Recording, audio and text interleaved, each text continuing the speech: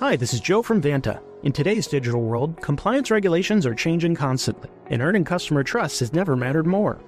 Vanta helps companies get compliant fast and stay secure with the most advanced AI, automation, and continuous monitoring out there.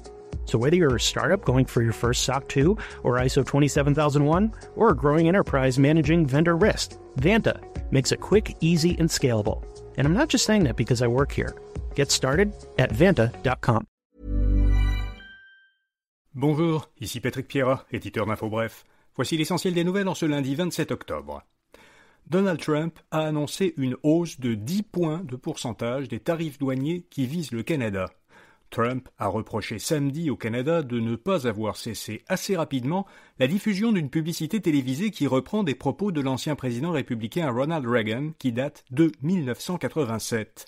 Reagan s'y prononce pour le libre-échange et contre l'application à large échelle de droits de douane. C'est le gouvernement de l'Ontario qui avait commandé cette publicité pour diffusion aux États-Unis pour essayer d'influencer l'opinion américaine. Jeudi, en fin de soirée, Donald Trump a publié sur son réseau social Truth Social un message furieux, disant que cette publicité était scandaleuse et que son contenu était faux. Ce message annonçait l'interruption immédiate de toute négociation commerciale avec le Canada. Le premier ministre ontarien, Doug Ford, a dit dès le lendemain, vendredi, que la publicité serait retirée des ondes ce lundi. Mais le président américain a écrit samedi que la diffusion de cette publicité aurait dû cesser plus tôt. Et c'est comme cela qu'il a justifié les 10% supplémentaires qui devraient s'ajouter aux droits de douane actuels sur les produits canadiens importés aux États-Unis. De son côté, le premier ministre fédéral canadien Mark Carney avait indiqué vendredi que son gouvernement se tenait prêt à poursuivre les négociations commerciales dès que les États-Unis souhaiteraient les reprendre. À Québec, le gouvernement Legault a forcé vendredi l'Assemblée nationale à voter sous la procédure du bâillon sur son projet de loi spécial révisant le mode de rémunération des médecins.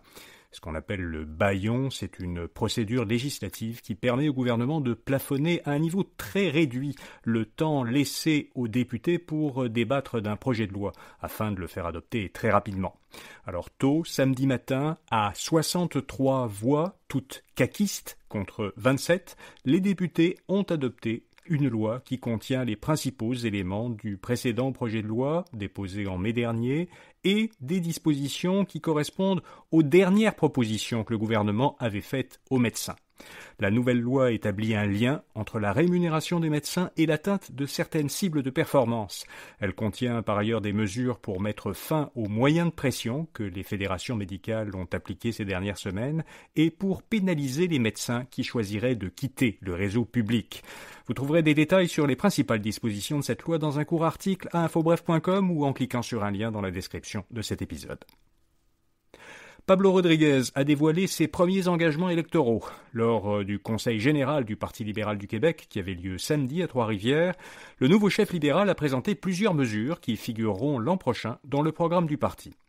Rodriguez souhaite notamment offrir des services dans les CLSC 7 jours sur 7 et 24 heures sur 24, lancer des états généraux sur l'éducation, organiser des sommets économiques dans chaque région, et bonifier le régime enregistré épargne-retraite pour permettre aux parents d'aider leurs enfants à acheter une maison sans qu'ils subissent aucune pénalité. Le chef libéral s'est aussi engagé à abroger la loi sur la rémunération des médecins qui vient d'être adoptée. En France, 2 suspects ont été interpellés pour le cambriolage au musée du Louvre. Une semaine après le vol de 8 bijoux de la couronne de France dans le musée parisien, 2 hommes soupçonnés d'avoir participé au cambriolage sont actuellement interrogés. 2 autres personnes sont toujours recherchées. Une centaine d'enquêteurs sont mobilisés depuis la semaine dernière pour retrouver les bijoux dérobés. Les voleurs ont laissé sur les lieux du matériel, dont des gants et des outils. De nombreux prélèvements d'échantillons d'ADN ont été réalisés. L'inflation aux États-Unis a accéléré un peu et moins que prévu. En septembre, les prix avaient augmenté de 3% sur un an, soit un peu moins que le taux d'inflation de 3,1% qui était attendu par le marché. Le taux était de 2,9% au mois d'août. Les nouvelles données ont été bien accueillies par les marchés car elles renforcent la probabilité que la Réserve fédérale abaisse encore ses taux directeurs dans les prochaines semaines. Les principaux indices boursiers américains ont terminé en hausse vendredi à la suite de cette annonce. WestJet commence à faire payer ses clients qui veulent un siège inclinable.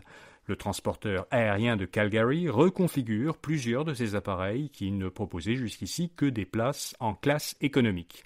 Les avions reconfigurés seront séparés en plusieurs sections. À l'avant, 2 sections plus confortables et dont les billets seront plus chers, seront équipés de sièges plus espacés et dont le dossier est inclinable. À l'arrière, les sièges de la section économique seront entièrement fixes, en position droite. Selon WestJet, l'introduction de sièges non inclinables libère suffisamment d'espace pour ajouter une rangée de sièges supplémentaires. Samsung a lancé un casque de réalité mixte moitié moins cher que celui d'Apple. Baptisé Galaxy XR, cet appareil fonctionne sous le nouveau système d'exploitation Android XR, développé par Google pour les appareils de réalité mixte. Tout comme le Vision Pro d'Apple, le Galaxy XR est équipé d'un écran haute résolution et de caméras qui permettent à l'usager de voir son environnement physique. Il propose un mode immersif optimisé pour le travail multitâche, les jeux et le visionnement de vidéos. L'appareil est lancé d'abord aux États-Unis et en Corée du Sud. Il est vendu pour environ $2 600 contre environ $5 000 pour le Vision Pro d'Apple. Et puis comme chaque lundi, InfoBref vous fait découvrir une jeune entreprise québécoise innovante. Cette semaine, on vous parle de la jeune pousse montréalaise Azimut. Elle a conçu un pantalon qui protège les aînés en cas de chute grâce à un dispositif protecteur, donc une sorte de pantalon gonflable qui amortit le choc sur les hanches. Pour en savoir plus sur cette technologie, lisez le portrait d'Azimut à infobref.com ou en suivant un lien dans les notes de cet épisode. Voilà, vous savez l'essentiel. Bonne journée et à demain matin. AI agents are everywhere, automating tasks and making decisions at machine speed. But agents make mistakes. Just one rogue agent can do big damage before you even notice. Rubrik Agent Cloud is the only platform that helps you monitor agents, set guardrails, and rewind mistakes, so you can unleash agents, not risk. Accelerate your AI transformation at Rubrik.com. That's RUBRIK.com.